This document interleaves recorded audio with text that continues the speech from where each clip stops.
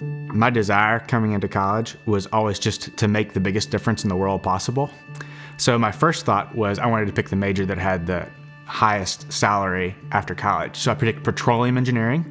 But when I came to know Jesus, very quickly I realized that living for just money was not the biggest thing that I could do to influence people.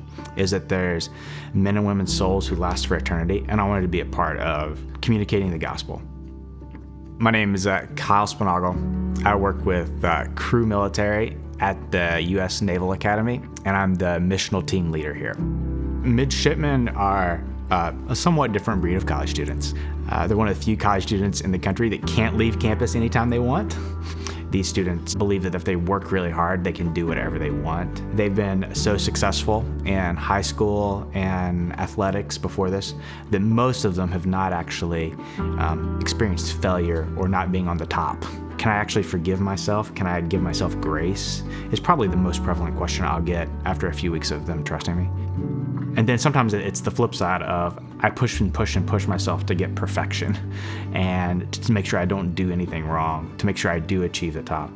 And can I actually pause in life to give space for God and for the Lord and for things that are more significant than myself?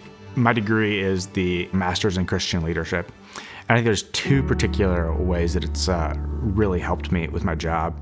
The first is the Bible, understanding the Word, being able to go to any passage of the 66 books, have some context for what I'm teaching, and explain it to students. Oftentimes they come in with a question, and 6 years ago before I started DTS, I wouldn't have been able to answer their question. But now, with a quick jump in and a survey to the passage they're looking at, I can usually engage them with some sort of an answer.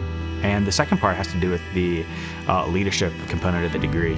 Being the director here and having to come up with a plan and development for even a leadership structure in a highly time-crunched environment has allowed me to think through how do we engage these leaders, how do we develop these students as leaders, and how do we send them off as Christ-centered laborers so that they're not just people who are taking in the gospel, but they're going to be ambassadors of the gospel for a lifetime. One of the reasons I love being at the Naval Academy, it has some of the smartest, most intelligent, most capable leaders of the next generation.